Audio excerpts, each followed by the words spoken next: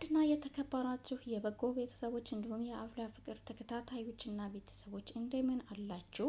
ዛሬ ይዤላችሁ የመጣሁት አፍላ ፍቅር ክፍል 185ን ሲሆን እስከ መጨረሻው ድረስ ተከታተሉኝ። አሰላሙ አለይኩም ወራህመቱላሂ ወበረካቱ። ውድና ቤተሰቦቼ የተከበራችሁ የምናፍቃችሁ እንዲሁም ባትናፍቁኝ ራሱ የምናፍቃችሁ በግዴታ ማለት ነውና እንዴት ናቸው? ደህና ናቸው? ከብዙ ቆይታ ከመጠፋፋት በኋላ መጥቻለሁኝ። ዛሬ እንግዲህ አፍላ ፍቅር ክፍል 185 ነው እንግዲህ ይዤላችሁ የመጣሁት።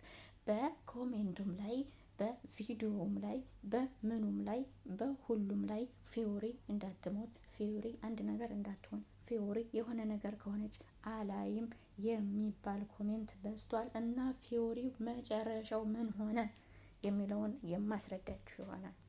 እንግዲህ ለቤዛ ቀጥታ ስልክ ተደውሎላት የማታውቀው ስልክ ላንሳው ወይም ልተወው በሚል ውዝግብ ውስጥ ሳለች አይ ያሬድ ይሆናል ምናልባችም እሱ በሌላ ስልክ እየደወለልሽ ይሆናልና አንሺው ትላታለች ቹቻ። እሷም ፈራ ተባ እየሆነች ባላመነ ልቧ ስልኩን ታነሳዋለች። ልክ እንዳነሳችው ስለ ፊዮሪ ነበር የተናገራት። ፊዮሪ ምን ሆነች የሚለው ላይ ካቋረጠ በኋላ ምን እንደተፈጠረ ማንም ምንም ሊያውቅ አልቻለም። ነገር ግን ይህ ነገር እጅጉን በጣም እኛንም እነሱንም በጣም አሳስቧቸዋል። ሌላው ደግሞ መኮንንና ቀስቴ ሊደባደቡ ቀን ሰዓት ቆርጠው በዚህ ቀንና በዛ ቀን ተባብለው ባሉበት ሰዓት ያሬድ ይህንን በሰማ ቁጥር እና በሰማ ሰዓት የቀስቴን ያናግረዋል። ቀስቴን ካናገረው በኋላ የኔን ህይወት ወይም ደግሞ የኔንና የቤዛን ህይወት ቁማር አስይዘህ ነው እንዴ? አንተ ማንን ነው ነጻ የምታወጣው? ማንን ነው ለማን ነው ጀግንነትን የምታውጀው? እያለ ሲጨቀጭቀው እኔ ቀስቴ አይደለውም መኮንንን ዋጋውን ሰጥቼ ዘርሬ እናንተን ሁለታችሁን አንተንና ቤዚን ነጻ ካላወጣኋችሁ እዚች ምድር ላይ መኖር ይነጣላለው ይህንን ካላደረኩኝ እያለው ነበረ። እሱም ይህ በፍጹም እንደማይሆን አስረግጦ እየነገረው ነበረ። ነገር ግን ቀስቴ ማንም ምንም እንኳን ያሬድና ሁሉንም ሰዎች አሸንፎ ይልቅ ለድብድቡ ወይም ደግሞ ለከባዱ ጦር ራሱን እያዘጋጀ ስፖርት እና እንዲሁም የመሳሰሉ ሌላ ነገሮችን እየሰራ ራሱን እያዘጋጀ ነበረ። በዚህ መካከል ግን ያሬድ ጠፍቶ ነበረ። ያሬድ ከሁሉም ተደብቆ ሳለ ለመኮንን ይነገረዋል። ይህ ነገር ልክ አይደለም፣ ውላችንን እያፈረስክ እንደሆነ የተዋዋልንበትን ነገር መንገዱን እየቀየርከው እንደሆነ ልነግርህ ነው ብዬ ነው እያለ ይደውልለታል። እሱም ቀስቴ ያሬድ መጥፋቱን ስለማያውቅ ነበረ እጅጉን በጣም በመገረም እና በመናደድ መጥፋት እንደሌለበት ያስባል። ነገር ግን ይህ መንገድ ስላልነበረ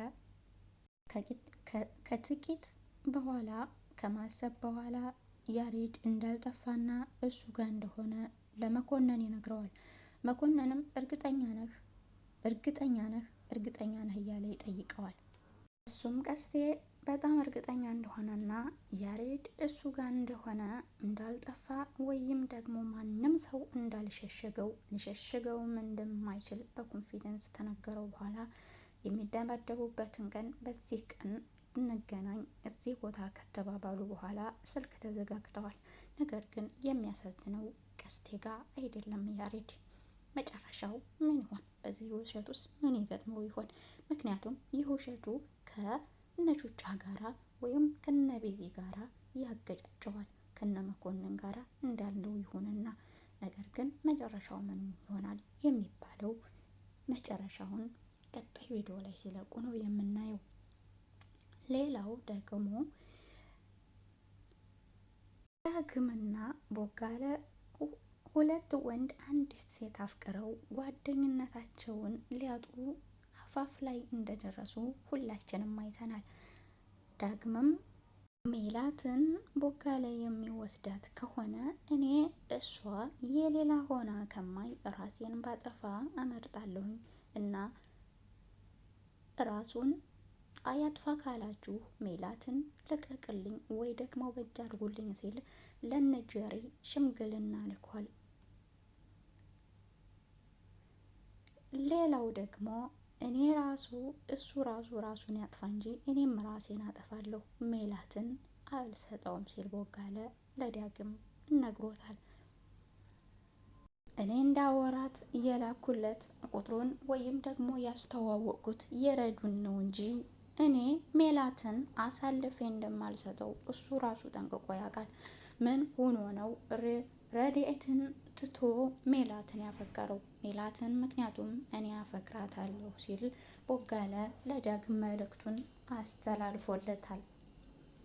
ዳግምም ይህንን ሀሳብና አስተያየት በፍጹም አልተቀበለውም ነበር። ምክንያቱም እኔ መጀመሪያ የወደድኩት ሜላትን ነው፣ አሁንም እያወራሁ ያለሁት ሜላትን ነው፣ በስልክም ሳገኛት የነበረው ሜላትን ነው፣ ወደፊትም ላፈቅርም ይሁን ልወድም የምችለው ሜላትን ነው፣ ሜላት የኔ ናት ብሎ 4 ነጥብ ዘግቷል።